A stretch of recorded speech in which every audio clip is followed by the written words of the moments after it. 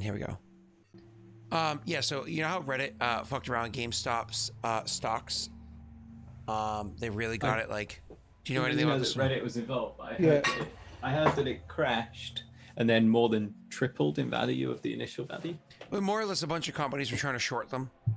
So they were just fiddling with the stock market in a way to make themselves a bunch of money, whatever. And people from Reddit were like, opportunity. And so, like, a particular subreddit, and they made a ton of money off of what happened. And so those people doubled down and they tried to short it even more, and it allowed the people from Reddit to make even more money. Well, they just did the same exact thing with AMC Entertainment. Okay. Oh my It's at 10 times its value right now. And in the past so many hours, it's at 10 times its Can value. you imagine being like those companies just being like, what is happening? Well, I'm so many hours behind the market. Like right now, Jake's market is closed and my market hasn't opened yet. So somebody who could actually take advantage of this would actually be like a Neil, because Neil's like in the middle of it. So he could actually be like, ooh, I could actually buy into this early enough and then sell into it because he's like east of my market. So he actually might be able to take advantage of it, because I think that's how it works. Is that yours? Because like my market doesn't open for 16 minutes, right? So like I'm barred out for 16 minutes as an American. But I'm like barely understanding this stuff. I just started fiddling with the Robinhood app. I just started doing it. So that's the only reason why I'm even watching this stuff, because I'm like, let's just let me dip my toes at 35. It's becoming a bit everyone's starting to do it nowadays. Loads of my friends have started doing it recently. I think it's because people are in lockdown in lots of places, or you can't go out so much, or you don't feel like you can go out so much, which I agree with. It's a combination of that, and there's a really big marketing push from companies like Acorn and stuff like that, which talk about the fact that most people don't have money in the stock market. And on top of that, the stock market right now is doing extremely well. For instance, I have a 401k that I haven't put a penny into since I quit the restaurant that I quit when I started Lost Initiative. That I only put a little bit into back in the day. This past year has seen a 16% growth of that. I mean, it's not like as much in it anyways, right? But because I was only like contributed to for like 3 years or something. But in this past year, that one thing has seen a 16% growth. That's unheard of as a consistent number. Its overall performance is over 12%. That's crazy. So the stock market has been doing like an unfettered boom for like, I don't know, like 5 years now. So it's a bit like you then. A boomer. Thanks. Anyways, so it's one of those things where I'm 35. I should probably start looking into this. I probably should have started 15 years ago as well for people. I suggested in the Discord that like I think trading stocks can be quite a fun hobby if it's done with superfluous money. Like you shouldn't be looking to make your living off it unless you're already very rich. Or unless you know what the heck you're doing, right? The idea that you don't put money in that you expect to ever get back. Jake and Tesh, I'm sorry, but one of your friends died. The dead Aussie gamer showed up. Oh no! Such a dad. Oh, I'm sorry. Why are you muted? Guys, your Aussie friends have showed up. Are you not going to give them your accents? Give them your best Aussie? We were typing in chat, all right? We know where it was going. So many Aussies in chat. What is this? Yeah, I know. I feel like I'm being raided from the south. Do you feel like a native now? Good. Oh no. Oh no. Oh, that's Neil. Let's moving on. Moving on. Jesus. Oh God. Welcome this is coming from the Brit. For the Brit. Like seriously? Talking about pot and kettle. Oh Jesus. Oh, I think I'm starting to turn Australian. Would join us. Oh God. Anyways. Oh no, God! Ready to be colonized. Jesus. Oh boy. God. Wait, hang on, Wayne. Look, Oklo just gifted a sub to Wayne. Oh yeah, Oklo. There you go. That's funny. Thank you, Oklo. And again, Aaron. Of course. Oh yeah, hey there, Ren. It's funny. Get colonized. Jesus fuck. All right, let's get back let's to move the game. away from that. This is all so uncomfortable. But true. So as I said, when we're coming back from the break, I would describe to you what the ship looks like, and kind of like how the crew goes about work. So immediately she gives that command for everybody to jump into action, they literally jump into action. The various peoples around you, they're like, oh, I need to go here, I need to do that. It's not like you can imagine a typical ship, like you guys have been on little barges or whatever before. It's not like what you've seen in the past. You actually see some of the crew will turn and literally hop, seemingly like they're like a Superman fly with a little bit of a hop, like a high raised knee, as they soar across the area and land over to where it is that they need to go, and immediately start kind of like grabbing up the rope and pulling and doing the riggings here, that, and the other thing to pull things together. You actually see one of the others realizing that a rope is loose up on the primary mast, you know, kind of like that has the crow's nest onto it, realizing they need to go up there and fix that. What they actually do is they just kind of, you know, turn and take like a step on the actual mast space and just start walking up it as though it was nothing. And they're all able to do this with incredible ease. The only person you don't see immediately jump into action when all this kind of like chaos takes place, as they'll jump around and do it, is the person you just gave your 10 gold to. Because they don't work for the ship. They have a similar understanding to whatever understanding you guys have with this captain. So they don't have to jump into action and do this like pirate stuff. They're not pirates, or, you know, crew stuff. But the way that the actual sails work here, this isn't like the typical sails that you'd find in a ship back home in the material plane gathering a bunch of winds, right? These sails don't sit from the actual, like, the just above the deck of the ship to just beneath the crow's nest and have these big sails kind of like sticking out and gathering the winds. They actually come off of the side of the ship, down by its base, down by the lowest portion of the ship, and stretch outwards and come up near the top. And they stretch outwards and almost look like extremely sheer, like you can definitely see through them. Very sheer sheets of a whole bunch of different colors, have a bit of a shimmer to them. It actually gives us like almost like a rainbow-like majestic look. Not quite rainbow, though there are a myriad of colors. It's more of patchwork colors that happen to be there. They come out across the side of the ship as she gives the orders and everybody jumps into action, kind of like tightening different areas. So whatever cosmic winds that she was talking about beforehand are able to be better gathered. You can see that these sails fill up, but not quickly. Like you would again see if a ship on the seas kind of dropping down and gathering a bunch of that, you know, oceanic wind to kind of get the ship creaking forward. There's no creaking to this. The sails themselves actually fill up slowly, kind of like if you were trying to fill a hot air balloon from base. Kind of fill up slowly, and then eventually the ship starts to move. You think. You see them filling up, but again, with no points of reference, with not seeing anything moving nearby or any wind rushing against your face. You think it starts to move? Because after a period of time of watching them kind of jump into action, and it's genuinely mesmerizing. You can imagine you're actually watching them for much of this, because you're seeing people flying and floating and hopping around to the various tasks that they're doing, walking along the side of the ship, like literally just taking a step off of the edge of the ship and walking alongside of it and just kind of doing the work that they need to do down there, much like ants all over a colony or a mound or whatever it might be, right? It's crazy watching this. After a bit, you notice that their actions start to slow down considerably. Some of them stop doing this work altogether and kind of go back to lounging about or other work and whatnot. They kind of like the busyness of that initial like 2 or 3 minutes or however long it was, kind of, you know, comes to an end. And you guys are there. Neil, you know, you're moving forward at a pretty good speed. Looks like we're all set then. This is fascinating. Well, I can't tell, but she said I wouldn't be able to yet. This is both of your first times. Indeed, and I now understand Liz. the need for this, as he like shows the ball and chain. Right. First time out on the astral sea. So, what made you come out here?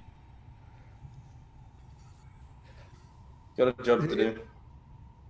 Yeah, Ilen would look to one like I'm a Dewey. Okay. It's funny, Neil. Go ahead and roll me a sense motive real quick. For those of you just joining, we had a long-standing campaign that went on for a bunch of different seasons. Actually, this March makes 2-year anniversary, real-life year anniversary of us playing the game. The short version is that campaign kind of came to a close as one of the characters left the story, and I guess 2 of them left along the way, but one of the characters left the story, and the other 2 were kind of like thrust into a planar adventure. And so 2 of these PCs are well understood and known and so on and so forth. And the PC Neil, playing this new character who we're just meeting right now, Neil, you can wave hi. They're literally just meeting this character right now. Just kind of like bring you to understand. So anyways, Neil, with your sense motive of 8, you see like one of them goes to say something, the other one responds as you heard. And it seems like maybe they were both going to give the same response. Job. Must be something important if it got you mats out here. You could say that. Getting You'll paid see a lot. he shakes his head. Paid? Well. Ilen would give a bit of a chuckle for that as well, and then the chuckle into the yeah. All right. So eventually the captain, having already given the orders that she needs to do, makes her way down and over to you. When she makes her way down, it's like from where she is before, same as everybody else, she gives like a little bit of a hop and just very gracefully glides across the air in like a perfect arc down to land comfortably and softly with where you are. And she actually will look at the look at your character and say, now I actually have not heard you pronounce your character's name yet. It's pronounced Aurorum, right? Mm-hmm. Okay, cool. As I was making the joke beforehand, like where do you put the emphasis, but Aurorum. So she kind of steps down and says, Aurorum, I see you've met your bunkmates then. Oh, they're bunking with me. Great. Oh, it won't be that bad. Hopefully. You sure about this? Emotions to like the balls and chains on both of them. I got it from pretty strong authority that we will be making a considerable amount of profit. Not to mention, she leans in and says, doesn't mean we can't keep some of what we find for ourselves. As you say, Captain. We hear this, obviously. Oh, yeah. Okay. Yeah, fair enough. The way Ilen says that we're not really in this for profit, so it's fine. Yep. I've got nothing to say about it. Okay. She then looks to the 2 of you and says, I've given you your warnings. It's now your responsibility to find your footing. Find your sea legs as quickly as you can. Because this, she says, kind of like wrapping one of the balls, let's say the one that Tesha's holding, wrapping one of the balls, says, is an impedance to all of us. Indeed, and thank you for insisting these. I understand the need for them now. And he's like looking. Is there anyone that's currently like standing sideways or anything like that? Yep. He would look to them and be like, I understand now. At least partly. It takes years, she says, like following your eyes to where it is that you see. It takes years to master that. But that doesn't mean you can't figure out which way is down.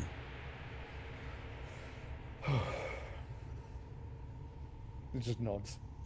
Neil, in your mind, she said it takes years. It actually takes you a moment. Hearing her say that word is a little bit funny because that word has less meaning here than what you're accustomed to. It's just one of those, you hear her say it takes years. You kind of think to yourself, huh, years. Oh, that's right. They're from the material plane. Oh, Oh, like at first you were wondering if it was like a joke, and then it clicks for you, and like, oh, their perspective is so weird, you know. Anyways, um, so yeah, you kind of like I imagine you even have like a little bit of a chuckle to yourself. She looks to you and says, "Are you doing anything?" To you, Neil. No, nothing at the moment. Good. Then you get the responsibility of fighting them. Their job is to help to protect the ship. Make sure that they can do so. With all respect, Captain, I'm not sure How many did we lose in the last clash? They're not going to stop coming. It's not so much about replacing numbers. I just thought maybe we'd want to keep them to lose in the combat rather than before. He like side eyes, like he's clearly trying not to show it, but he side eyes at Ilen. Like Ilen is starting to get used to that. There's a lot of people keep underestimating him, and he's probably even got a little bit of a grin with that. She nods, understanding what you're saying, and she says, "Fine, use the Thunderblades. You know that's." She says, "Fine, use the Thunderblades," and then she stops and she realizes something once again because their perspective is a bit different. She can think multi-world, but there are some things that just kind of catch you off guard. She looks at the two of you and says, "He makes a point. You do understand that you don't heal here, correct?" We know next to nothing about this place. Healing magic, does that still work? Am I able to heal others or myself? It does, but you also can't rest here. Interesting. Part of my responsibility as captain is to weigh out the condition of the crew, to find ports and allow the worst of the crew time to rest, time to sleep and eat and recuperate before they rejoin onto the ship and the next voyage. I don't know you, and you're not one of my crew. So, what you're going to need to do is inform me if you're feeling not up for the task.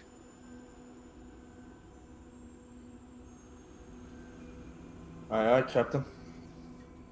Ilen nods. She looks back at your character, Elorel, and says, "The Thunderblades." And then we'll turn and walk away. As she's walking away, the boots that she's wearing, because of course she's, somebody that is kind of has to always be prepared for combat. The boots that she's wearing aren't just like made out of some type of hide or leather or whatever it might be. They have a bit of metal attached to them as well. You can see there's like the buckle that kind of like works them together is a bit larger than you would typically expect for a boot of that size or design.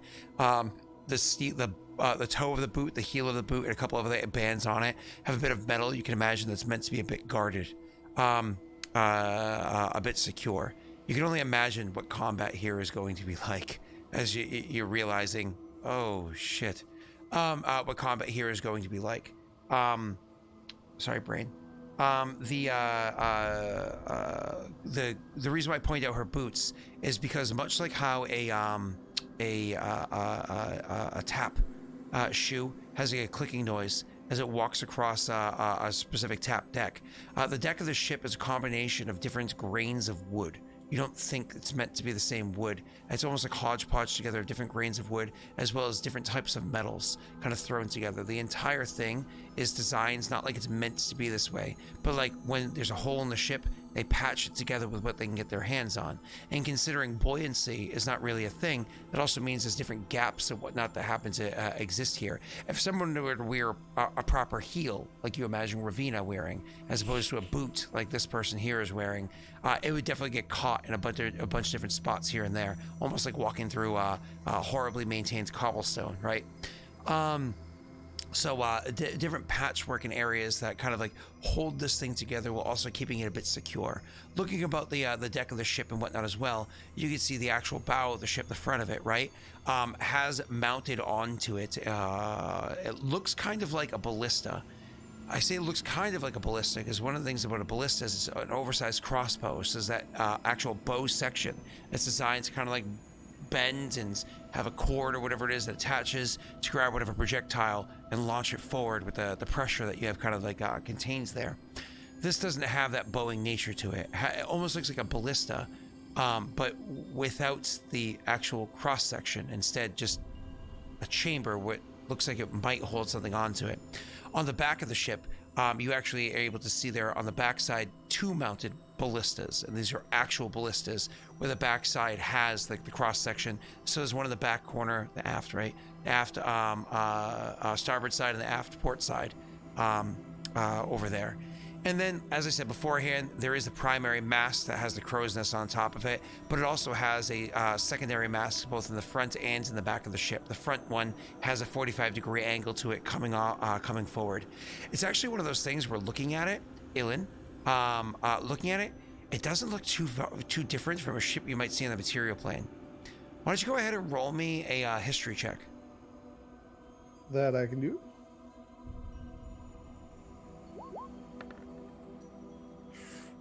Oof. Garbage, can't help you. It doesn't look too far from a ship you might see on the material plane. Anyways, she walks away, the clicking of her boots as it walks across the metal pits of the ship, or the clocking of it as she walks across the wooden parts of the ship and whatever other materials might be. Is that bone? Walks away. The rest of the crew, of course, busy at work. Neil, that turns to you to teach them how to fight. Alarel pulls like a face of distaste. Ah, come on then. Thunderblades.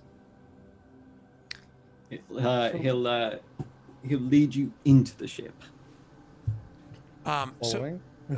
Stepping into the underdeck. The underdeck is, if above or around was unique, different, strange, whatever it was before, underneath is even more so. First and foremost, it's predominantly open because it can be, right? But the actual like stuff that they're transporting, the cargo, it's not like it's on the ground and strapped with a bunch of ropes to fight against like tossing and turning of the ship. No, it's lined on the ground, on the ceiling, on the walls. It's lined everywhere. It's just lined all over. So there's like a whole bunch of stuff. And so the actual place that you transport, you don't walk along the ship, or you guys are going to. It's going to be rather difficult moving about stuff.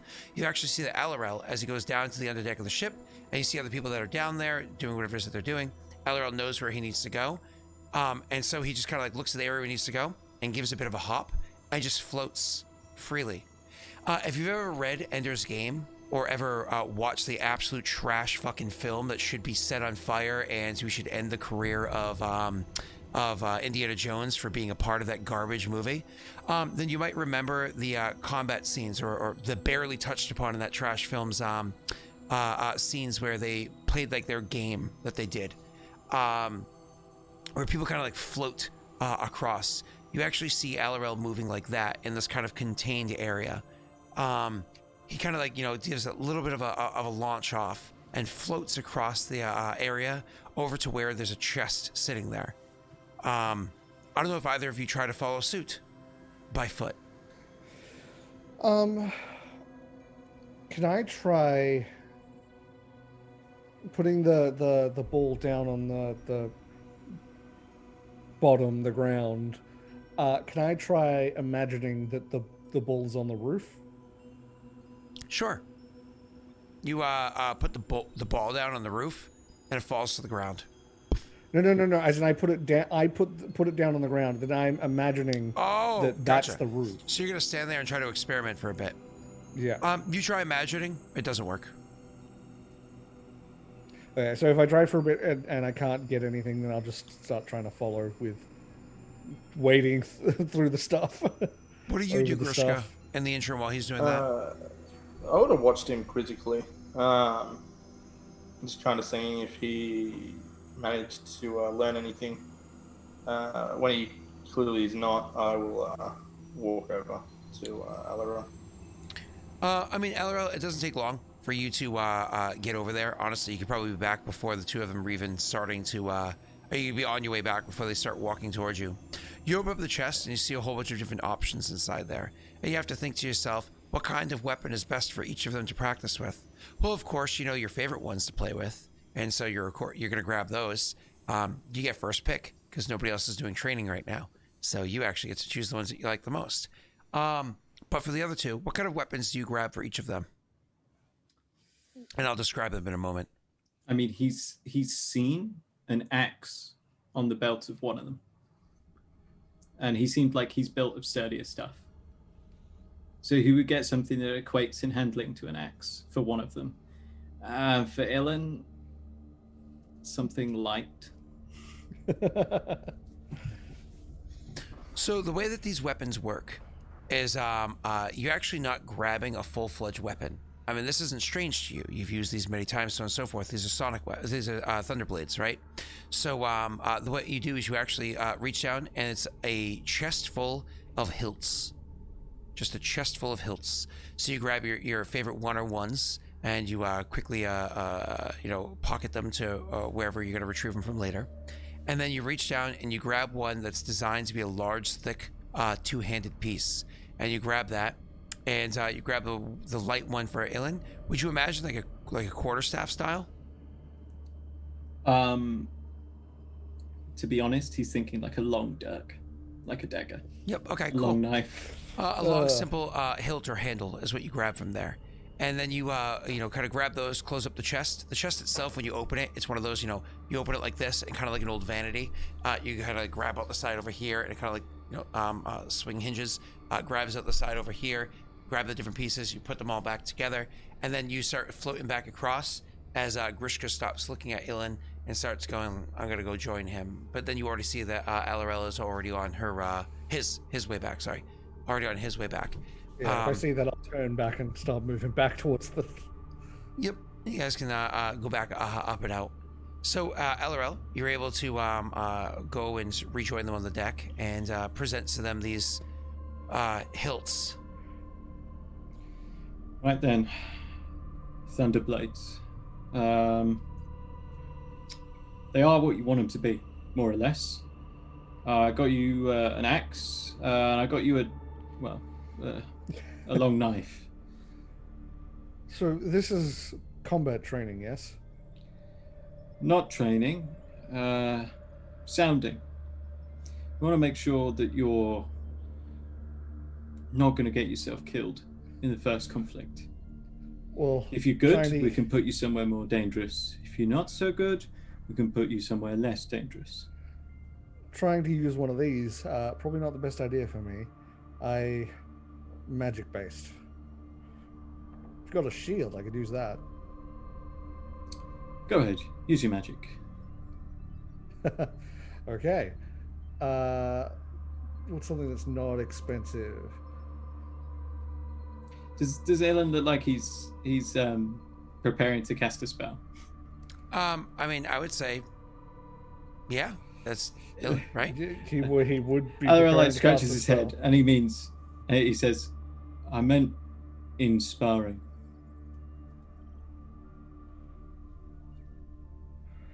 Have you ever sparred with anyone before? Not really. Basically been combat for life's sake every time I've been in it. Right, well, wait until I say. Just will stand back and watch. Okay.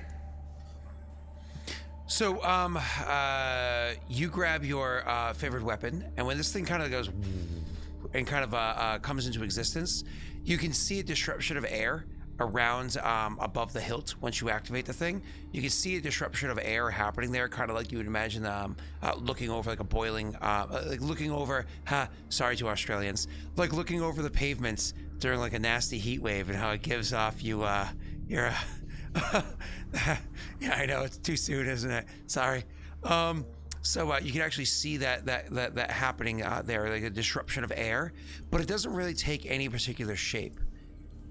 Even though it doesn't take a shape that's visually noticeable, it does kind of manipulate in such a way, the way that the sound waves or whatever themselves, with this humming noise, of whirring humming noise happening, does allow for enough disruption that it feels almost like a balanced, weighted version of what it is that you're trying to manipulate. So in the case of Grishka, where you're trying to hold it, make it feel like an axe, it won't look like an axe. It'll look at best like a rod of disrupted air held by a hilt. But it'll have the feeling and kind of like move much like how an axe would. That being said, Neil, what does yours kind of feel like in your hands? So he flips the two of these little hilts, and he's got this light weight of a short blade in each hand. You can see there's a disruption, maybe 12 inches in length in each hand. And he smiles to himself faintly. Okay, cool. So you do exactly that, kind of like summon up those blades, and Ilen also kind of prepares himself. Are you looking to just spar Ilen? All right then. Who wants to go first? Richard just stepped out of the way, he gestures at Ilen. Okay. Okay then. How easy should I go on you?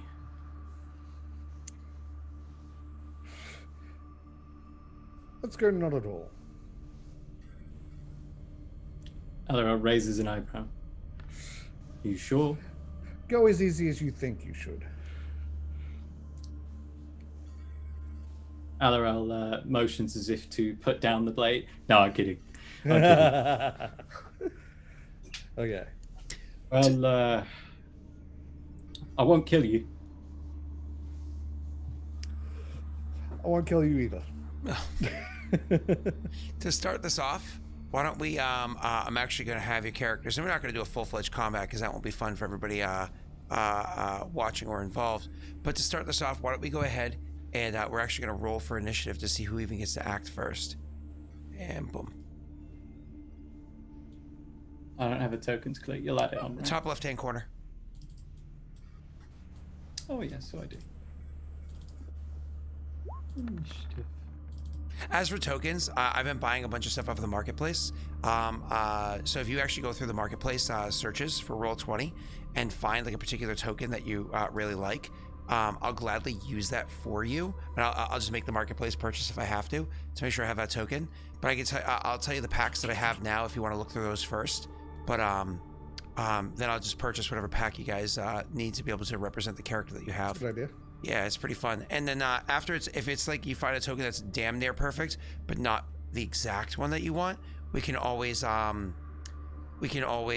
make slight modifications to the image to make it work. Because once you have paid the artist for the work, I'll gladly modify and then use it for our own campaign. But I just want to make sure that I pay the artist for the work before I just use it. Yes. So, all right, cool. Anyways, in this scenario, we actually have Ilen gets to go first. Which is probably a good thing. Ilen, you just like going easy. You're like, not at all, and he's like, okay.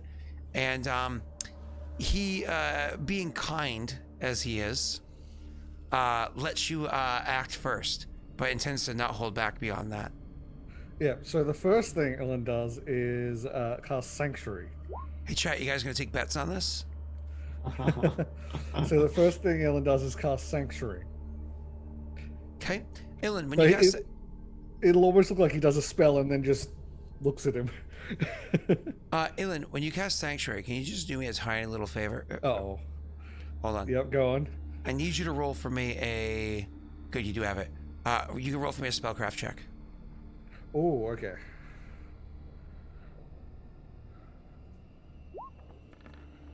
I have a plus 15. Now it's a 20. Okay. You're not able to pick up too much because that's not a high enough roll for these scenarios. You're in the area where DCs are higher, like those 30s being ungodly before. No, not so much. That was now. I rolled a 5, so I should normally get a lot higher than that. Yeah, of course. So, what was I saying? So, yeah, you're you notice as you cast a spell, it's not disruptive to you. It's not like you're not distracted like Kimmy's booty is distracting, right?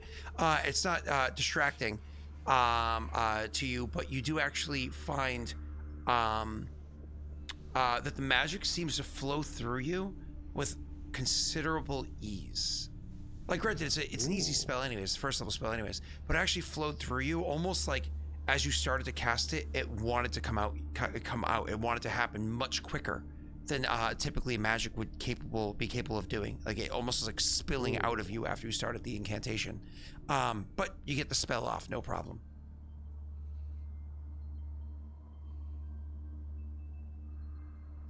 So that's that is my turn. Don't have any bonus actions to make yet. I could probably go and hit you now, given my my will save. As amusing as that is, you see Alarel take a breath, and then with a slow exhale, he disappears. Ooh, I like it. So he is untouchable for 1 round per level, and for Yes. for a half round longer, you are invisible for 1 round per level. It's okay. I just needed time. So that's a swift action.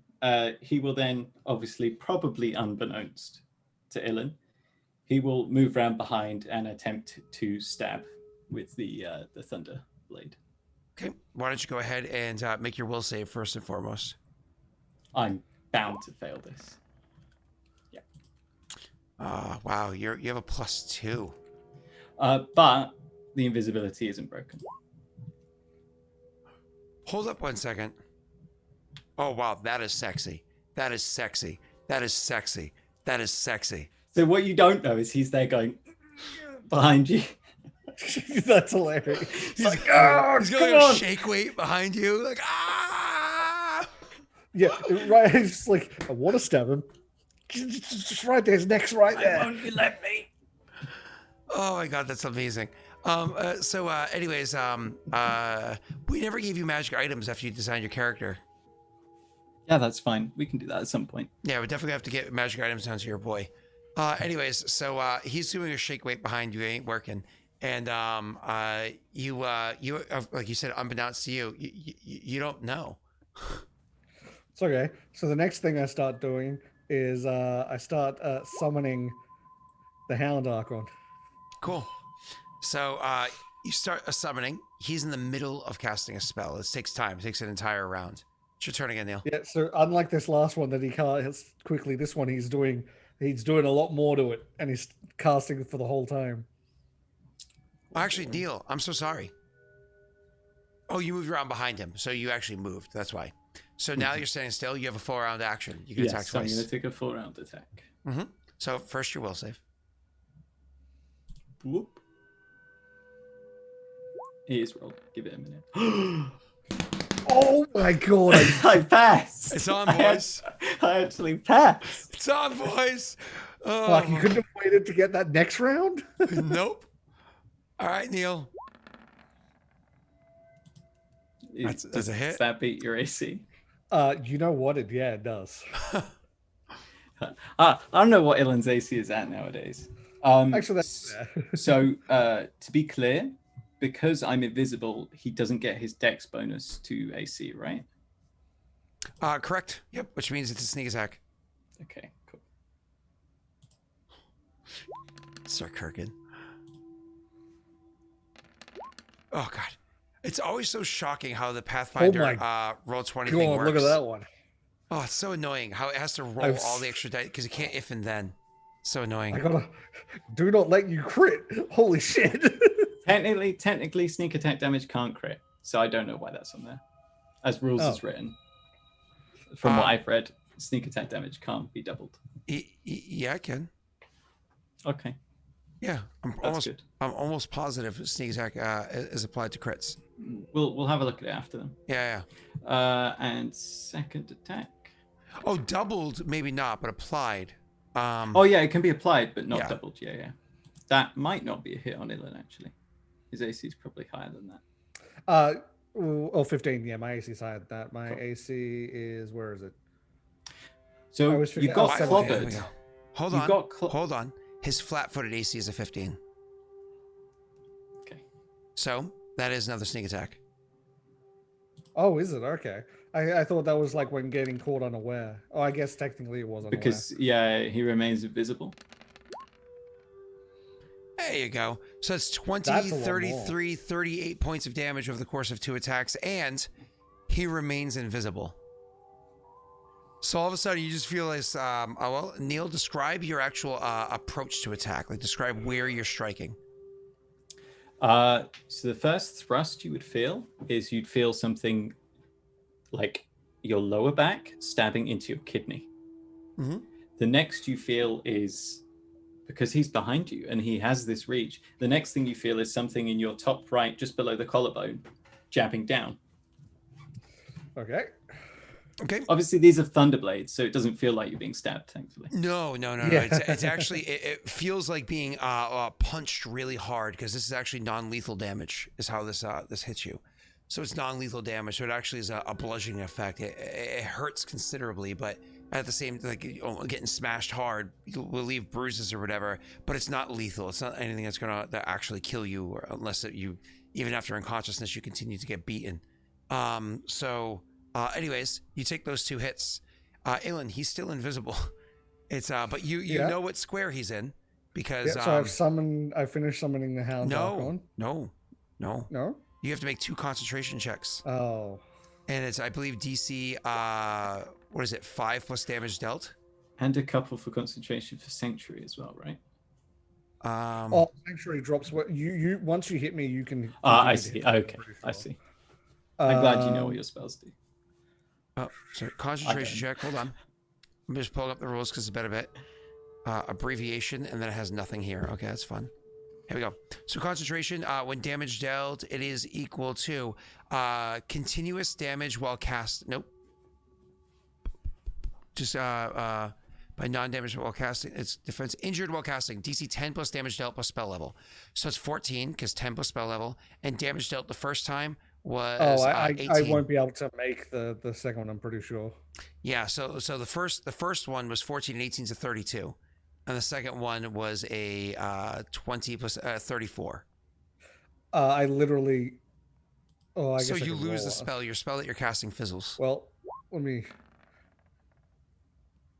No. Oh, it's Yeah. a good roll though. The spell that you're I casting had to fizzles get in a your 20 hands. on the second one. So both Sanctuary and that one are going. Okay. With that, that's annoying. But Oh, sorry, I forgot one other thing.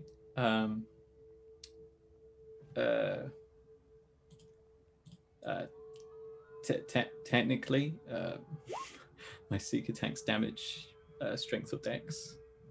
Oh, you can look at him. You know, strength is a crux Yeah. point for him. So that's 2 points of strength minus temporarily. yeah. I mean, okay. Let me. I got it for you. Oh, I was about to say it's already applied. You don't want to know what his score is. And then I'm gonna do. Is he down to like 5 strength now? It's pretty low. That's terrifying.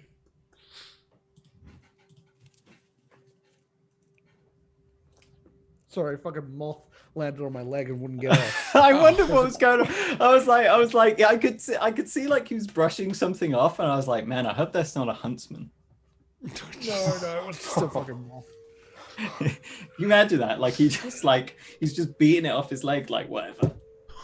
Okay, so I'm gonna do one of these. I mean, I think he would. They're huge. So God damn, So- 35. Yeah, that's I'm almost max again. Math. Okay, yeah. So yeah, you can see he turns around and like it does another spell, and it looks almost as if like nothing, like start a combat again. There's no sort of reaction from the he probably is a little bit weaker, but he doesn't look it. And then is it can I what? How does the free 5 foot thing work? You just take Because a free I 5 can't foot remember step. that. You Yeah, just so that gets away from him, and yeah, then but I he can can move. also free 5 foot up too. Yep. Yeah. Yeah, but it means I can move then. Mm-hmm. So yeah, I'll move back away from where I know he is, Sure. Cool. and that's all I can do this turn. All right, Neil, back to you. So you're coming to the realization, oh, he didn't understand what she meant. You have the advantage here. You can just keep beating this man, and he can just keep healing himself. So there's no reason for you not to. He's got to learn some way, right? The question is, would you warn him, or would you let him learn the hard way? Before I ask Tesh something I want to know, would you warn him, or would you let him learn the hard way? Just so you know, I literally have no form of combat that doesn't use up some spell or day per day thing. So I have to fight like this. Aurorum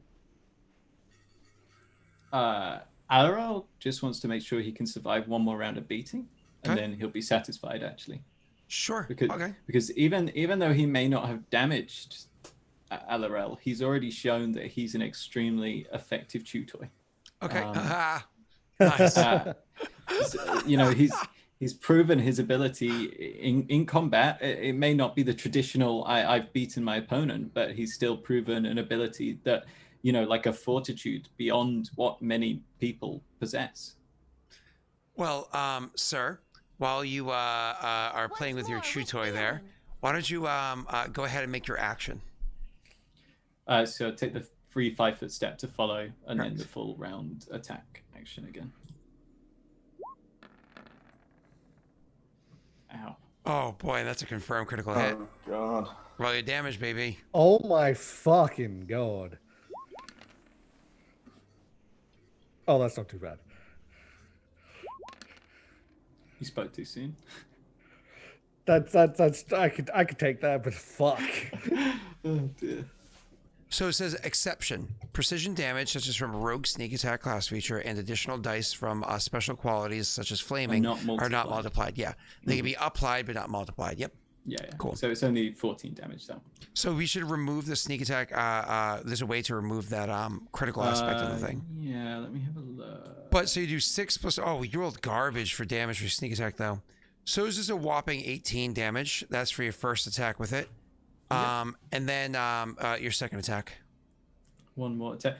But that is another point of strength damage. Wait, do you apply your dexterity to damage or no? No. Oh, okay.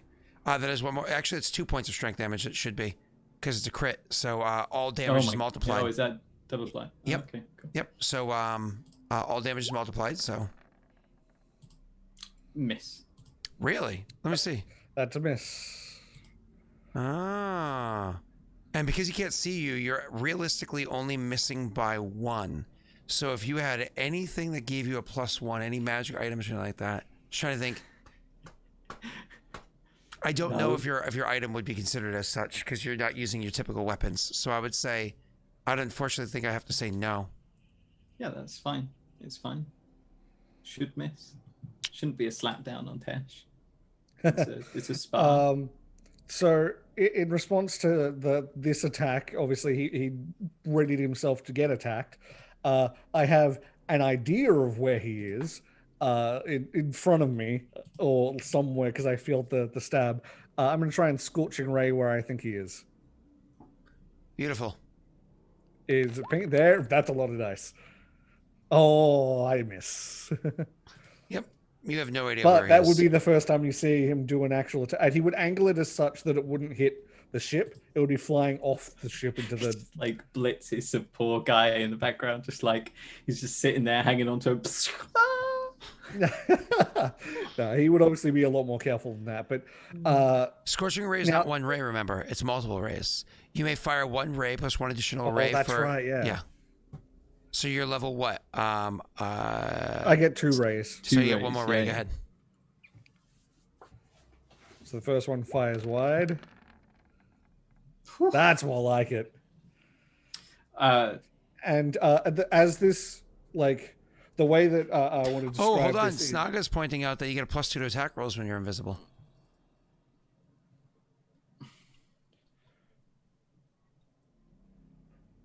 Oh well, it doesn't matter. Ignore it. Anyway, You the way that finish up your thing. Go ahead. describe this is so Thank you, you've Snack. seen Ilen, and his eyes were like the very sort of like almost luminescent blue.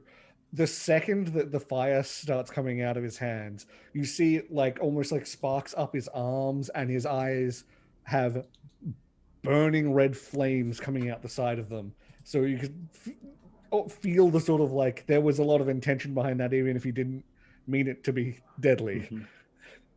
Did he actually hit you? No, not necessarily. So, two things. One, There's a 50% miss chance, but did it meet his AC? the 23. Hold on It one doesn't, second. unfortunately, right now. It doesn't. You have more than 23 AC. Because you're the target of my critical strike, of my sneak attack, I get a +5 dodge bonus. So I come up to a 25 AC against you. Well, that's actually that's a touch attack, is what he's doing. The Scorcher Ray is actually a touch attack. A ranged touch attack, actually, so it goes against my touch. AC does it. Correct, because it's a touch attack, not a normal attack. So he does still have to roll that 50% miss chance. However, he's fighting like somebody who lives in a 3-dimensional world that has a directional down. He's not fighting in a place where it's a 3-dimensional world with a you can be anywhere. So that being said, instead of a 50% miss chance, he has an 80% miss chance, 20% to hit. Damn. So you got to roll a d10, but tell me what two numbers are likely to hit. Well, let's just make it 9 and 10 then.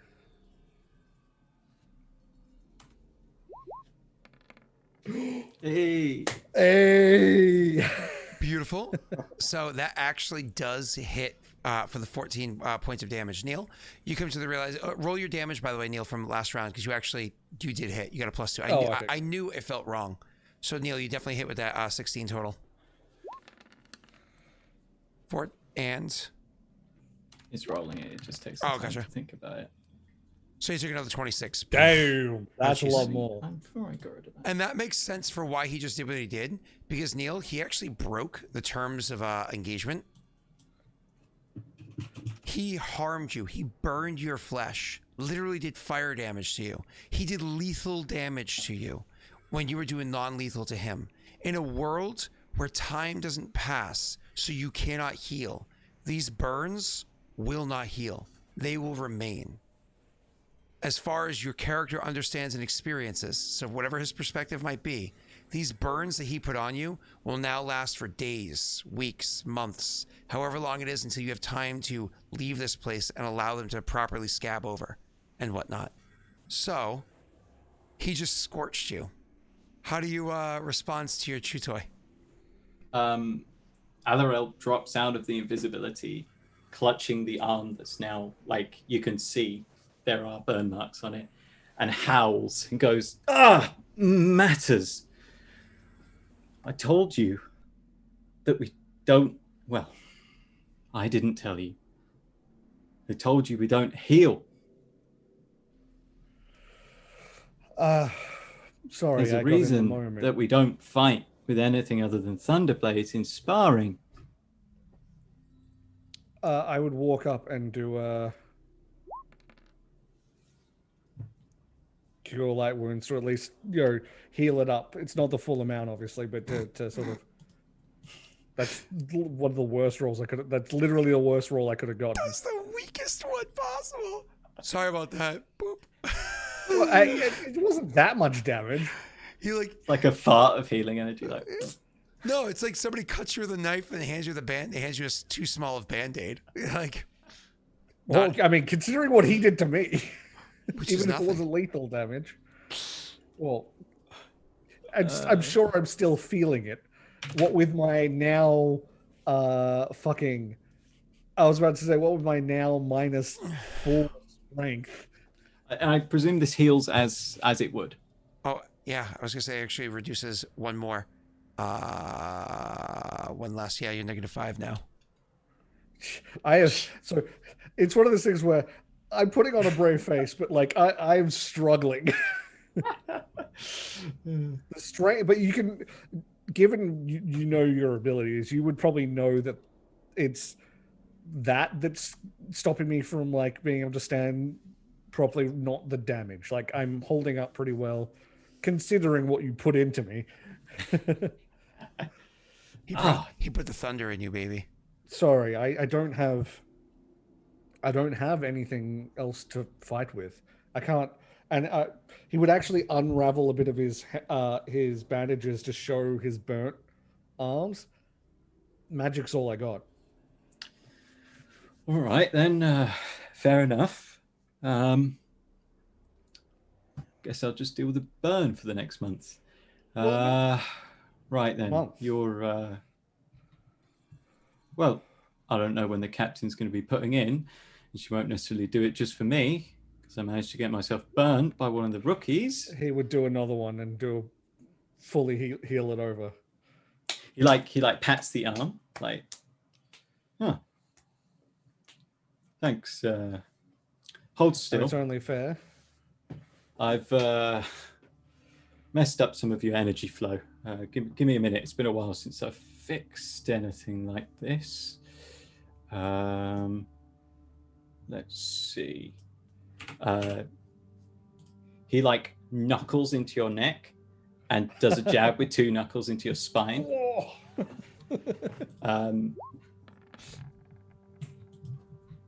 Oh wow! So it's a DC 15 check. He gets a +10 to remove because he knows that trick. So you heal 1 point. He needs to do it the remaining times as well. Okay. Right then, that's 1 point unblocked. And the next, how many did I do? 5. 5. Oh God. He fails. Wait, they said you have a +10. Yes. Oh, yeah, I got +10 because I got a -1 naturally. I got gotcha. -1. Yeah. And you have no ranks in it? Beautiful. God.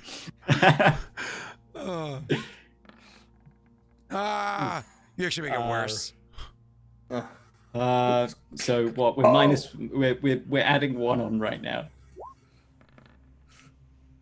Okay, we'll come back to it. It's fine. Yep. Yeah, we'll come back. He's like, he has like punched and jabbed you and like pressed in all these places, and you've heard like various clicks, and sometimes you're like, oh that's better, and other times you're like, oh God. Oh, that's worse. And he like scratches the back of his head, I and can he's like, hold the weight of my armor now. It's funny because Ilen can actually heal himself. Yeah, I can. It requires. I'll probably do that afterwards, but yeah, I can. Mind you, you take a -4 because you're performing on yourself, but you still have a +9, which is what he's rolling with. So can I assist?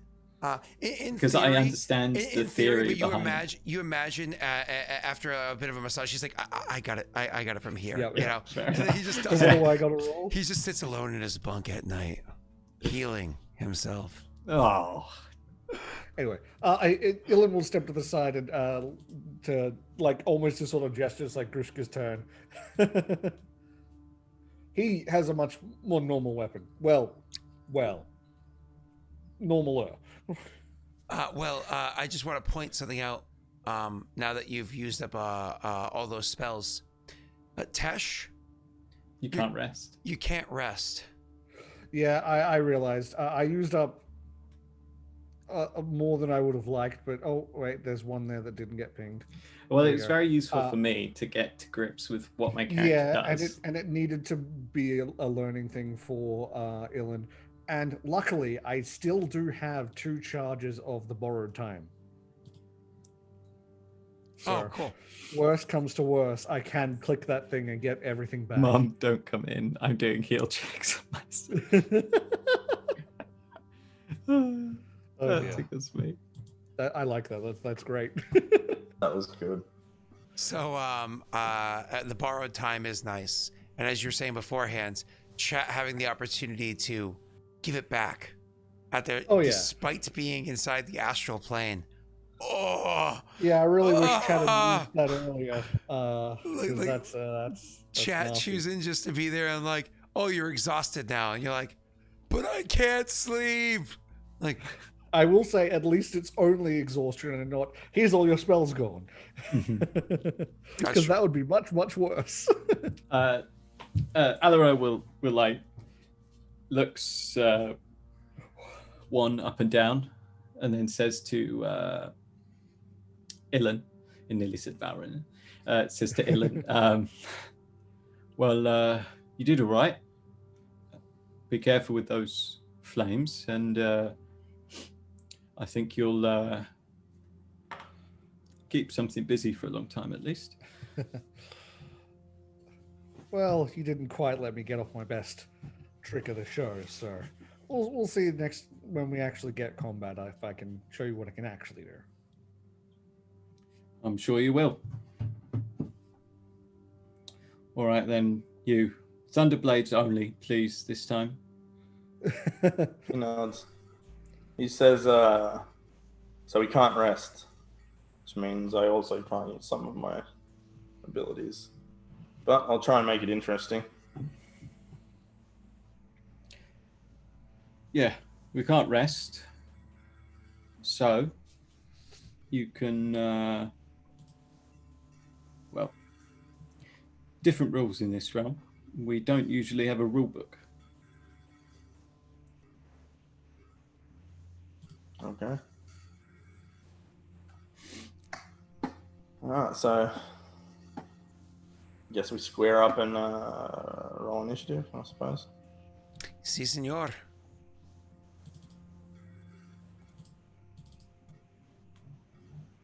The perfect way to make friends in your party. Fight. Yeah, It's a also good just, way to. it's also to stretch legs and teach the Oh world. no, it's very useful. Especially for poor Neil, who's coming in with a level 10 character, a bunch of stuff he's never done before, so on and so forth. So, all right, this time Alarel is able to go first. Because I'm going first, I could catch him flat-footed, right? Something like that. Well, yes and no. Flat-footed is when your opponent doesn't expect it coming, but when you're like, and fight, Yeah. there's no flat-footed. Okay. Can I charge? I mean, if you're at least 10 feet apart, yeah, absolutely, yeah. Which I presume we would be, because we wouldn't be Well, standing actually, right next to each other. you could easily, you could make it a little bit easier too, because again, for you have to remember, the world is your oyster. It's not like him, where he's got this big old ball and chain he's dragging behind him on the ground. You have full maneuverability. I'd like to charge, please. Okay, yeah.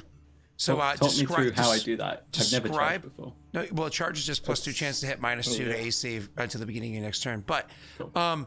but why don't you describe to us the insanely ridiculous way that it looks, so that Grishka's just kind of like, oh shit, you know, like what does it look like? How does this attack come in? What kind of angles? How does he approach it? Well, we're on the main deck, in the center deck by the main mast. You see Alarel like crouches for just a second. Oh, and do me a favor, because you're going to be charging it from a weird angle. Just roll me an acrobatics and then describe it. I'm so sorry. That way you can kind of like hit these weird angles. Come on. Oh. He sort of drops into a crouch for just a moment. Jesus Christ, Pathfinder, you do roll some stupid numbers, don't you? And he begins to sprint directly at Grishka. And about 5 feet before he gets there, he hops right. And then both feet land on the mast, and he bounces directly off the mast and propels himself directly at Grishka. Damn. So do a barrel roll. These have a +2 to hit, do they? It's like fighting Yoda. I love that scene in Attack of the Clones. It's probably the only good scene in Attack of the Clones. Right. So they're +2 to hit. So I can put +2. Is it +2 to hit and +2 damage, or just +2 to hit? Out of interest. No, just +2 to hit. Thank you. Right. Okay. So first attack. 18. Your first attack's an 18. I mean, Yep. well, plus two. Does that include the plus two Yeah, or that no? includes the Yeah. +2. Yeah. Oh, you're dealing with Grishka here. I haven't got my spells on or any of that, like judgments or anything. However, I still have an AC at 19. Ah, gotcha. And I don't think you have any other abilities or factors. You applied charge, which is a +2. So I think you're good. Yeah. Can you not? Does charge not incorporate your full attack action? I'm sorry? Does charge not It incorporate? is your full. It is your full attack. Okay. Correct. Yeah, it's one attack. Correct. Yeah. Because you're moving and attacking. Yeah, unless you have something called like Lion's Charge or whatever it is. So or Pounce. So, anyways, Grishka, these crazy angles and everything are genuinely like, oh, what the hell? But despite the fact that it catches you off guard with how it is moving, et cetera, it's not you're not like without having to fight multiple opponents from multiple angles and stuff like that and have to twist your body in strange ways before. So it's just barely you stop that thing from being able to connect into you. Still not entirely comfortable with what it is you're holding in your hands. It does feel like an axe, and luckily for you, it seems to block that thing the way that an axe would. And you actually stop the attack from hitting you just barely. It's your turn, Grishka. Alright, well, I'm not going to waste any of my abilities as they don't heal, so we're just going to slug this out. So he'll just attempt to hit you with the force axe. Oh no! Clawbite is having that situation where, remember, what's her name? Hannah? You used to always have that, like, Music Hannah, whatever her name was. You used to always have the issue. Oh, yeah. You have to, I don't know. You have to, like, refresh a couple times, and, it's so annoying. That hits. Hannah used to also get hit with a just completely black screen. 23. Then you take 9. Okay. Then he'll follow it up again.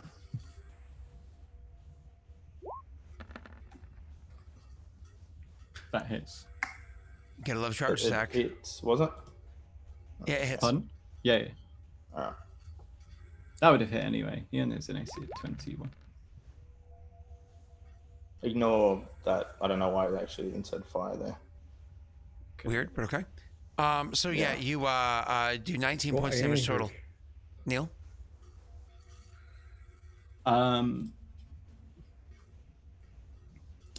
He gets hit those couple of times, looks annoyed, and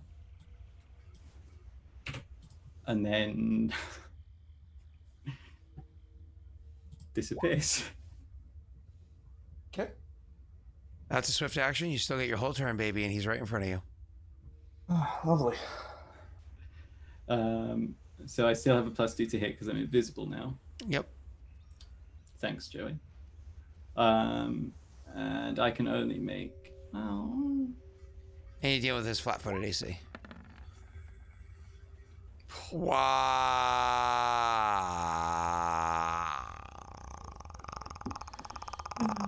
Grish is coming off as a badass in this combat. Because I can. Why not? I'll spend a key pull point, and I can make another attack at my highest. Whatchamacallit? Base attack bonus. Okay, so you're going to do 3 attacks total. So there's He your needs first to attack. show off. Make your second one. So this is the second one at highest base attack. Correct. Bonus. So you get to make 3 attacks. No, I won't. Oh my Only one more. fuck. Only one more. Just this. Okay. Because it's not because I used the swift action. Oh my fuck. You got a crit on both of us. Ugh. 1 damage. 1 damage. It's a sneak Oh, attack. fire. Is it one? It's 5. Is it 1 5 damage? there. Yeah. Okay. I can't turn off the second roll. 8 damage. I'll help you with that in a second. 28 damage. And do you apply to his dexterity or his strength? Do you want to make it so his attacks are less lethal, or do you want to make it so he has lower AC? Once more with feeling. Dex. Okay. So -1's dexterity for him. And then make your third and final attack roll. No, I don't get that. Yes, you do. It's not full. It's not full attack action Why wouldn't it be? because I used a swift action. Swift action, full attack action takes your move in standard. Oh, does it? Oh, okay. Yeah, Fair bonus action or swift action, whatever you want to call it, still applies. Once What? Oh my What? God. Double 20s? Roll again. Roll again. You know No, the house I rule, don't want to baby. kill Jay. You don't kill him though because it's non-lethal. Roll again. Just roll a Knock regular him the attack roll. fuck out. Oh my god, double 20s. And that confirms you knock him clean out cold. Describe it. Describe it. Describe it. Describe it. So, He didn't So move. Alorel- He didn't move this turn, Green. so Alorel, Hold on, just to be clear. Green, Jake stood his ground, and so we got a full attack action against him. Therefore, the two of them were directly in front of one another. So, if the two of them are directly in front of one another, he still has his full attack action back when it's his turn again. So he definitely has. Anyways, so I'm so sorry, Neil. Go ahead. So Alorel leaps towards the mast and then at Grishka. And Grishka blocks it with the haft of his axe and then beats Alorel with it twice. And like you can see that like Alorel's clearly a bit miffed with how this whole scenario has gone with the rookies. So he disappears. And like obviously Grishka is a trained warrior, you know, he drops into his attack into a stance. Alorel slashes at the shin. Not that you really see that, you just sort of see like Grishka like flinch his leg slightly, and then you'll see an impact comes in at the back of the neck, and Grishka just goes forward. Well, there's nothing from me because I'm knocked out. So I'm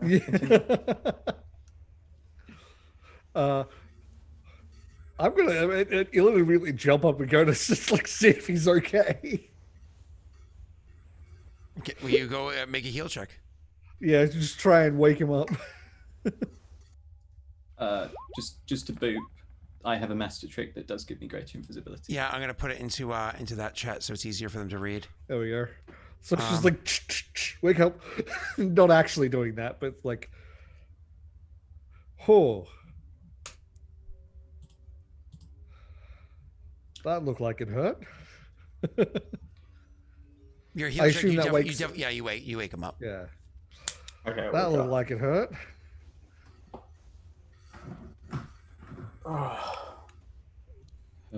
Sorry about that. You kind of get a weak smile, and he's like, "I had something for that too.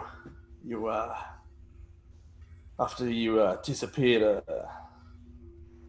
Well, maybe next time." It's a useful trick, but maybe not as useful as you might think in this place. Weakly nods. Anyway, I think the two of you... He'd probably lay on his back and be like, ugh. The two of you did well. In fact, I think I'll recommend to the captain that any combat you see, you should see together, post together. I think your skills, be what they are, would complement each other. Usually the idea. Welcome aboard. Thank you. Nods.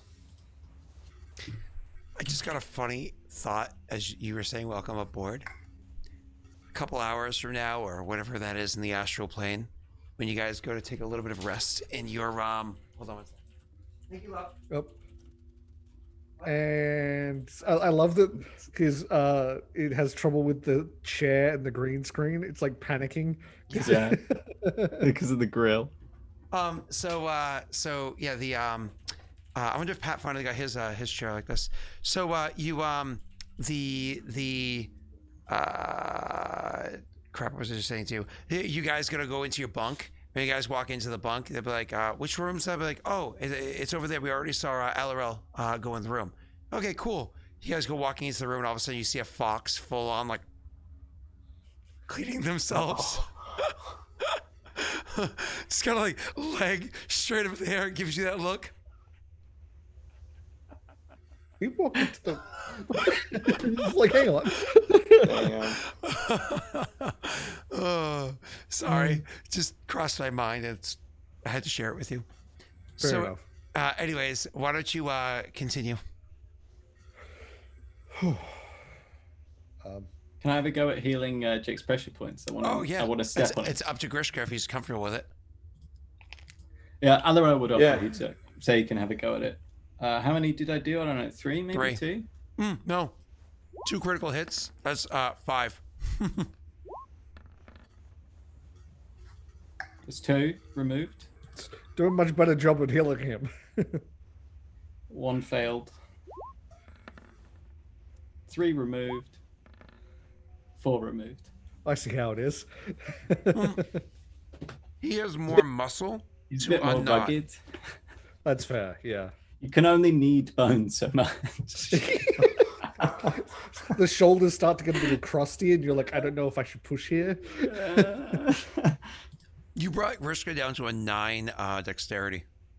God damn. So, and just so people understand what happened with that 2020 confirmed knock him out instantly, it's just a homebrew rule that I've used for over 2 decades now. And everybody seems to like the idea of if you make a natural 20 fall by a natural 20 on the confirmation roll, and then you confirm after that, it's an insta-kill. As opposed to just a critical hit. 90-20, 90-20 fall by confirm is an insta-kill. And it's I've had some pretty amazing iconic moments in many, many campaigns. And here's actually a pretty cool moment I streamed that we got to share, where I will lie, I thought Grishka was going to give you a bit of a run for your money because invisibility doesn't bother him as much as others. Yeah. So, well, not only that, I was going to use a spell slot and just be like, all right, you want to turn invisible? I'll just reveal invisibility. Yeah, so, exactly. And then it's like, I didn't get the chance. Just insta done. Shut up, bitch. Boom. I've got to say, my favorite one of those is when technically Wade's character, the one he loves, what's the name? The orc one, you mean? The giant dude. Oh, the big dumb one. Scott. Scott. Oh, Mortifer. Wade. Mortifer, yes. Mortifer in his session 0 technically should have died to something that triple crit him. And you were like, I forgot about that. I was like, we're going to avoid this rule this one time because, session 0. Oh, that was great. And it turned out to be his favorite character, so that's hilarious. Yeah, Mortifer is still by and far. He wants to play Mortifer again. So yeah. He told me before he would do an Aurorum campaign if he could bring Mortifer. But I was like, that's a no-go, man. We can't have Mortifer. Mortifer would like annihilate everything. Well, part of what makes Mortifer is that he is unique to Dark Sun. Yeah. If he came from Dark Sun to Aurorum, the character doesn't make as much sense. So just loses all that oomph. So it's okay. Wade will make another character he'll love as much eventually. It does happen. You make characters and you're like, there's no way I can like any character as much as this character, and then another character comes along and you're like, damn, there's no way I can love any character as much as I. And then rinse and repeat until death. Cool. So I don't know if you guys have any post-conversation chat with one another, or if we throw it back to narration. I think like Alirel would return the weapons while Grishka's sort of getting his bearings, and then he would lead them to their bunk. Ilen would actually ask if there is any spare shields or anything, because that is something he can use that would be beneficial. Because if he has to conserve his abilities, it'd be much better for him to summon something and then protect himself while he commands it than to try and use lots of spell slots. There are. So I could just have a shield? Yay. So, at this point, it feels like you just got on the ship. The only thing that's changed since you got on the ship is that the sails that kind of hang off the side of it, almost like very sheer, very thin, definitely see-through, colored, almost like scarf or shawl, right? Hanging off the side of the ship's either side, seem to fill up a bit. Aside from that, everything is exactly the same. Your same exact spot. You haven't moved. Nothing's changed. Everything just, it's almost anticlimactic with how nothing is happening around you. That being said, you can see people going about and doing work and et cetera, et cetera. He gives you guys that moment while he goes to put the weapons away. Do you guys say anything to one another? As Ilen reaches down a crusty arm to help Grishka stand up. Slowly becoming canon that I'm not Ilen's sure I can crusty. help Grishka. Ew. I'm not sure I can help Grishka stand up. I'm pretty sure I could not lift Grishka even slightly. I bet it looks like Brittany trying to make me stand up. Because she's a full foot shorter than me. You know, it's like literally last night when I went for my walk, I was talking about that yesterday, Jake. When I went for my walk because it was snowing out. So it was like, I don't know, just about 9 o'clock at night. So I was like, let's do a family walk before I have to, it was 8:30 at night, that's right. Let's do a family walk before I have to go do some stuff. And Rory has to go to bed. So we're walking down the street because there's not a single car the entire time we're out there. And we're just walking. We are the only footprints in the snow all throughout the street, which is really nice. So the girls, the dog, and I all went for a walk. And we did like snow angels. Rory and I did in the middle of the street, which is lots of fun. But then Brittany's trying to help me stand up because you don't want to ruin your snow angel as you're getting back up from it. But she's trying to help me. It took her like, I don't know, 14, 16 seconds to get me up because I'm just too heavy for her. So It happens when you get a bit older. hey, I don't want to ruin the snow angel. All right, I can't kip. Now that right there was a two-meaning joke. One, Scott's old enough that he needs help getting up. Yes. Two, Scott's old enough that he needs help getting up. Oh no, that's a benefit. That's a benefit. Scott's like, more time for D&D. Back down to the basement I go.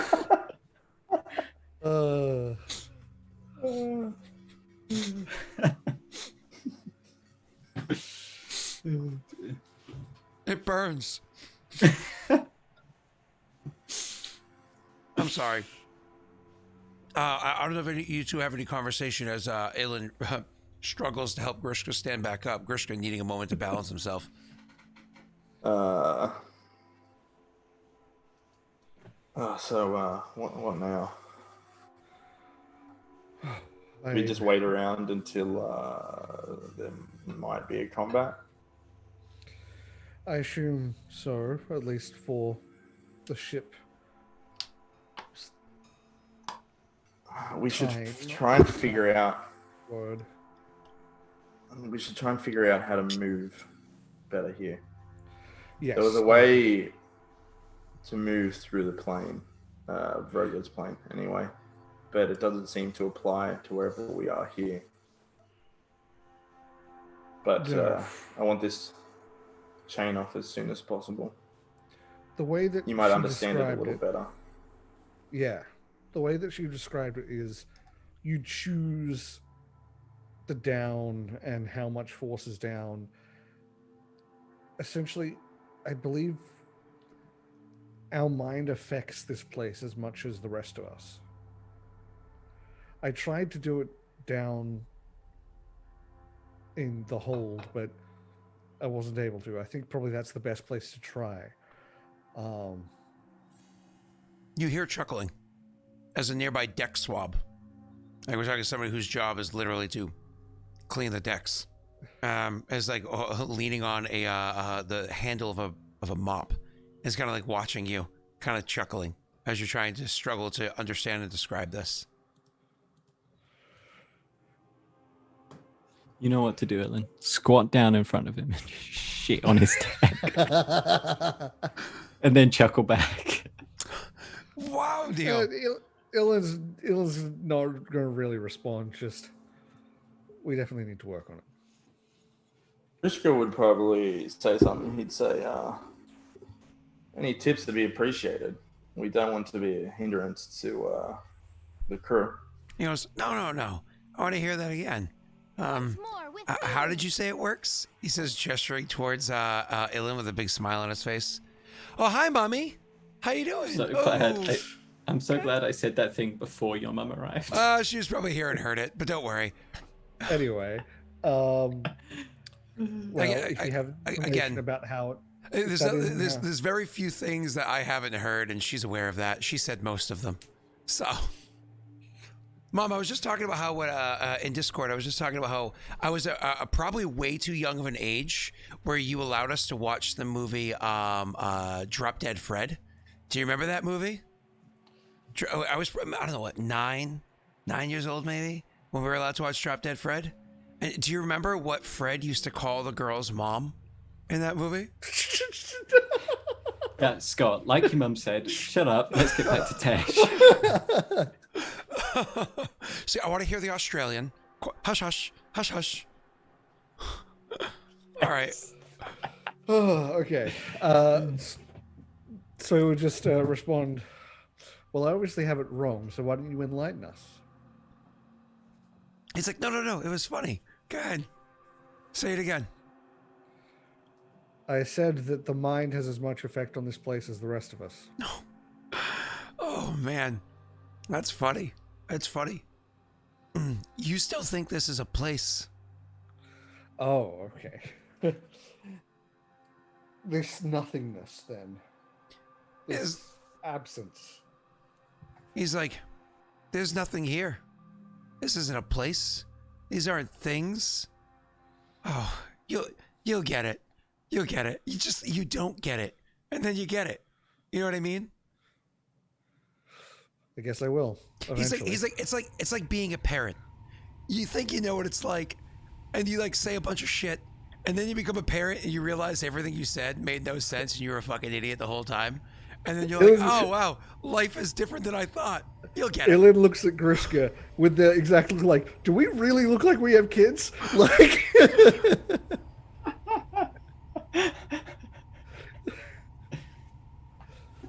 By the way, it's uncomfortable when my mom's here because I never gossiping. swear in front of my mother. Like, I don't swear in front of my mother. It's so uncomfortable. But go ahead. So, any advice on the moving around part? Yeah, get good. And goes back to mopping as you come back from returning the weapons and seeing he's kind of an ass. There's a reason why his job is to be a deck swab. Go ahead. He'd say, he'd like notice, like, as he's coming up the interaction and say, oi. He looks up. Fuck off. He chuckles to himself and keeps mopping the deck, keeping it nice and clean. From what you're not sure. It's not like there's like, mud. I think he's an ass because when I came on here, I said, do you really need a deck swab in a deck that doesn't have any water? Huh. Yeah. And he'd been here 10 years. He doesn't say that last bit because years. Yeah. We don't know how long he's been here. I'm sorry, guys. It was a joke, but we just don't know. But that's the problem. No. All right. This way to your bunk. Like I say, not that you'll be able to rest. Do we sleep, even if it's not restful? No. Interesting. Well, this is going to be a long journey. Yep. Well, give us lots of time to figure things out. Time. Well, we should probably get to it. The sooner the better. And with that, stopping a little bit short, but having had the opportunity to actually introduce Neil's character, allow him to stretch out his character sheet a little bit, a couple of his abilities, me realize that he never got magic items, so I can actually spend a moment to get him magic items. Bringing you guys into the astral plane, allowing you to meet the captain, the ship itself, though not really any of the crew yet. I won't lie, that opening of your character, Neil, was awesome. Once more, The losing the bet by your choice to Tesh and then winning it against Tesh over Grish. Oh my god, that was so awesome. Oh, that was a lot of fun for me. So but most importantly, can we point out something about the session? Even though, it started a couple minutes later because Scott was just waking up and we're ending a couple minutes sooner because it's like a perfect breaking point for us. The lack of snap cam means that we got significantly more done in this one session than an entire week's full of sessions usually. So what is that? What is that reference? Snapcam? Snapcam? No, Snapcam is banned. Snapcam is banned in Kingmaker/Planeswalker. We actually made a deal with the Devils that keeps Devils and Snapcam out of I'm very Kingmaker. confused. Snapcam is like what lets him put stupid shit on his face. Oh, More than that's usual. right. More than usual. You watch Lost Initiative on rare occasion, but you occasionally watch Lost Initiative, don't you, Tush? Yes. It's And I know how much time that eats up. It's the stupid shit we get up to over there. So, like, one of our favorite ones is like, this one. Hey, No. what? Mom, are you still there?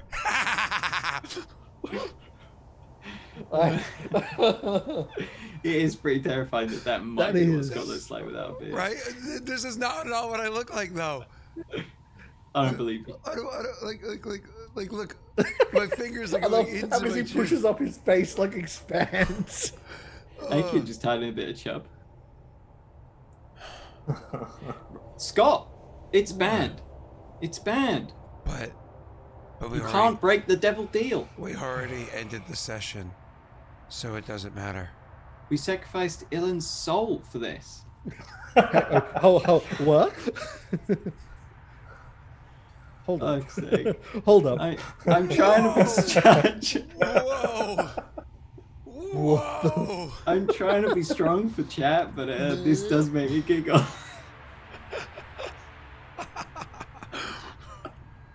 Hey, Neil. Neil, want a motorboat? I tried, Anno. I tried. Someone, drop a fortune's favor for every filter he does.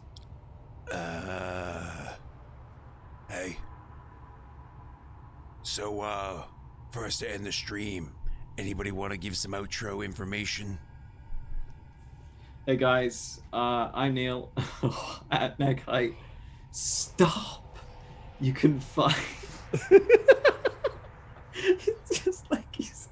Yeah. It shouldn't be as funny as it is, though. It shouldn't be, but it is. I'm sorry, I'm such a child. You can find me on twitch.tv/OllieRant later on, where we're continuing a Mind Over Matter campaign, where I play an undead guy who sounds like this, but worse, and it destroys my throat, and I have a sore throat after every session. Unlike this one, where Scott's penis is too small to elicit that sort of response.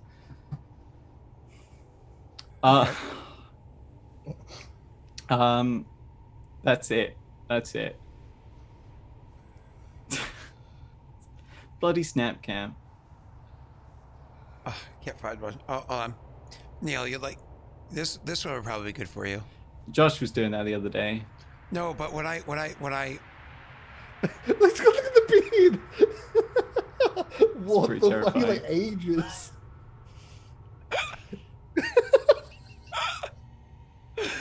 Okay, Ollie Red, thank you so much. What's wrong with that, Shinny? We're into mutual relationships. Thanks for coming, guys. I'm sorry about Scott. Please, if you could go into Kingmaker spoilers and sort of have a sort of think about ways that we can punish him that when he does this, that'd be really, really important. I don't know what that could be. Maybe we just agree to all turn off Twitch when he starts messing around like this. I'm just saying, let's cancel this boy, you know? Anyway. Tesh, go ahead, Tesh. Hi, I'm Tesh of the Tesh Tube. You can find me under that name on YouTube, Twitch, and Twitter. This is my name in chat. I'll do a little. I'm just about to start up streaming again now that I've moved to a new house, and I plan to play a lot of stuff, including Ark, which I've spent a couple months setting up dedicated servers so I can swap between them easily while streaming and not have it be a big issue. Oh my god.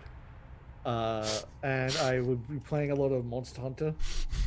Monster Hunter Rise when that comes out. So yeah, come. Oh my god, RPGs, looter shooters, that sort of shit. Just move on.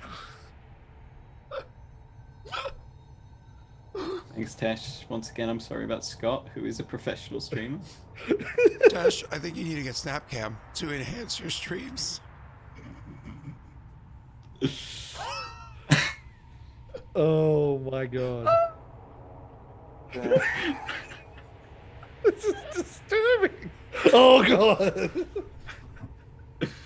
Oh god. Like we had like a nice grounded session where we got shit done. This is why he wanted to finish early. No, it really was just kind of like a perfect stopping point. I know. So, anyways, Scott's RPing his entropy right now. guys, do I look good? Oh, that didn't work out. Hold on. You look kind of like your normal self, to be honest. Hey, boys. Jesus. Hey, boys. Please stop. I think you actually have like an announcement to make, so just let's get to Jake, that. would you like to make an announcement? Jake's fucking breaking up with you after this. Would you like to make an announcement? By the way, Tash, I like your setup. I forgot to ask you this. I'm so sorry. Are you feeling comfy at home? Yes. Are you feeling I can't take it serious. Do you have You is there a? Do you want me to make you comfy? It's worse when he's trying to be serious with it. Sorry, I popped.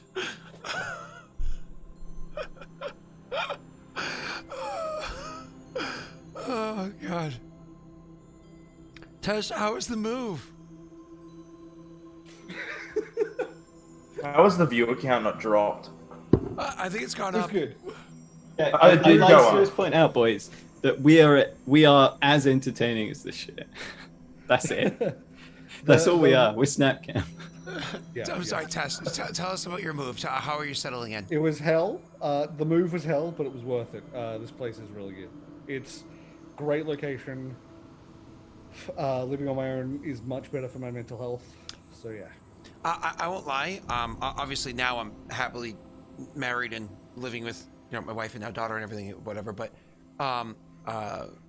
obviously as a child, you always live with people. And when I first moved out of into my first apartment, I lived with a girlfriend, and then moved somewhere else, and then I had roommates and so on and so forth. That moment where like I was alone. It was maybe like a year where I had no roommates, no anybody, so on and so forth. It was like peace. It is really nice it's nice to not have to worry about bothering anyone or being bothered. Yeah. No, but Tesh isn't alone though, because he does live with several deadly spiders at any point, possibly a few snakes. Yeah, every time he goes to like fill up a mug of or like a glass of water from the sink, he looks out the window and there's just a roo sitting there and being like, Yeah, but not like that. They're like this because they're so jacked. I did have a huntsman crawl down the back of my oven the other day. I'm just like, that is not a safe place for you. That's gonna end poorly for you. Wait, hold on. A legit huntsman spider? Like the big ass spider? They're not like they're not actually aggressive to people. They're just they look terrifying to us. Yeah. I think they bite as like a last resort. Is in your house? Yeah. Yeah.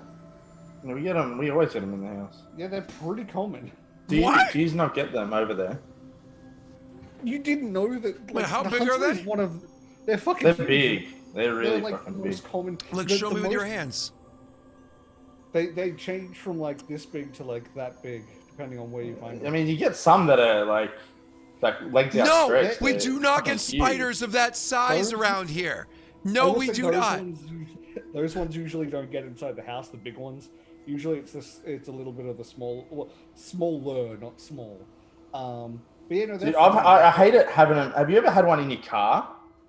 Yeah, I was about to say the most dangerous. Yeah, place I hate like, when the that only way happens. they're dangerous is the fact that you can find them in the car, and the only way they've killed people is where people have like pulled down their like visor and one's fallen on them or something like that. I remember there's this video, Scott, of in Australia a huntsman, and yeah, like Viking says, this guy's got a can of compressed air. And he walks up to his car, and before he puts his hand under the handle to open the door, he sprays, and like a couple of huge legs come out. And then he sprays some more, and this giant huntsman drops out from the door handle where you literally put your hand up like that. No. You don't leave shoes or anything outside. If you I leave think shoes huntsmen outside, probably they are hunt clean. small rodents and stuff as well. Yeah, but now we're gonna see them because I haven't seen them for a while. But I swear, when you talk about them, or you don't talk about them, and they don't show up. The moment you talk about them, oof. Okay. They're good though because they eat bugs and stuff. Like if you have one and it's not in a place where it's going to cause issues, like it's not in a bedroom. That I as much as I'm okay with them, I would not be able to stand one in the bedroom. Then like I'm mortining them wherever I am. Stuff. Huh? So I'm mortining them wherever I find them. I personally wouldn't want them in my house, but also, Jake has a dog as well. Oh, I mean, they usually get eaten by dogs and stuff. I'm sorry. So like the biggest spiders we have around here, like what are they called? Wolf spiders, right? No. So around here, they're about this big. So including the length of their body and their legs from like the longest point, right, the front leg to back leg, maybe like an inch and a half. I have to convert that for yourselves, but maybe like an inch and a half. I guess at most 2 inches, but even that feels like you found a pretty big one in that situation. So let's say inch to inch and a half typically. But they move crazy fast and they can jump and stuff like that, and so those freak me out because I'm in a basement, so I see spiders all the time. But most of the spiders I see are like daddy long legs, but not like, I think you guys have different daddy long legs than we have, because ours are like these tiny little flecks with these big ass, almost like, no, that's what daddy long legs are. Okay. Well, because I know daddy long legs is actually a term used for 3 different creatures. Oh so, yeah. It probably is a different creature, but it's basically exactly the same. Okay, so there's a tiny little flick with long ass legs. Yeah. Yeah. So anyways, so I get lots of daddy long legs, lots of like typical, I don't even know what they are, just typical spiders, and then occasionally like a wolf spider, and those freak me out. But like if I had a spider that was like the size of like say the lid of my coffee cup, like I would just, I suppose, take a shit on the deck in front of it and chuckle back. It's just no. I just watched a video earlier today of an Australian finding a huntsman about as big as that, picking it up and taking it outside. Yeah, no thanks, not for me. I couldn't pick them up like that. I mean, I probably, if I absolutely had to, I could. Like, it doesn't bother me. They don't bother me as much as other ones, but still wouldn't do it if I didn't have to. But some people are perfectly fine with them. They're completely safe to do it. Worst case, they give you a bit of a nip, which will hurt, but it won't do anything else. Well, I agree that like spiders are typically less dangerous than the amount of fear we attribute them. But still, I wouldn't like a spider bite because there's a good risk of infection. But also, like, if most people are careful, they would never end up with a spider bite. Like, obviously, you're more likely to, like, say it's on your roof and you walk up and try and hit it with a slipper or something, like, obviously, if you don't kill it then, it's then about to drop on your face. And so sometimes by being like, I don't want them in the house, if you don't think it through, you are going to end up in a more dangerous situation. Yes. We do have to be careful of redbacks. Yeah, I have to spray my house twice a year for them because I get them really bad here. Yeah, redbacks, they haven't killed anyone in a while, but they are the ones you have to go to hospital for. Yeah, you do not want to get bitten by one. So again, different types of spiders. My experience is sometimes you wake up in the morning and you're like, oh, what is that? Oh shit, I got a spider bite on me. Then the idea of a spider that's the size of a cow, it's like, moo. Why would you have a spider bite on you? Because sometimes spiders are in your bedroom and they come over to your bed and they crawl into your blankets. They go, this is a tasty boy. No, they wouldn't do that. They wouldn't bite you for no reason. Sometimes you wake up with spider bites, man. It's probably a fly bite. Roll on them. No, it's too. I have woken up with a spider bite before. Yeah. Yeah, but you have fucking huntsmen. Like, lots of little spiders can't even break the skin. I mean, I'm sure some of the wolf spiders could. They can actually give a painful bite, but... The very few small spiders here are dangerous, other than whitetails. But whitetails are a whole nother thing. So for the most part, it's just the redbacks and some of the bigger orb things are probably not pleasant. Just the general house spider that's around is it's venomous and it does that rotting in your skin. Yeah, the black ones. Yeah. Yeah. Well, gentlemen, They're big-ish. No, they're not big. They're medium compared to a lot of American spiders. There. Well, this is confirmed I that do have Australia to- is a terrifying place. I do have to get ready for work. I do have to go to work. So, of course, I have to take a shower before I go. I have to get in the shower. So, I just want to say one thing. If you guys want true nightmares for Australia, look up the Sydney funnel web. Most spiders are scared of you. That thing's been known to literally charge people and bite through worker boots. and with that, Scott goes and takes a shower to get rid of the itchy feeling he has all over his body. Bye. You think that's bad? Right now, my leg literally won't stop itching. Oh no. Yeah, but that's because you have herpes.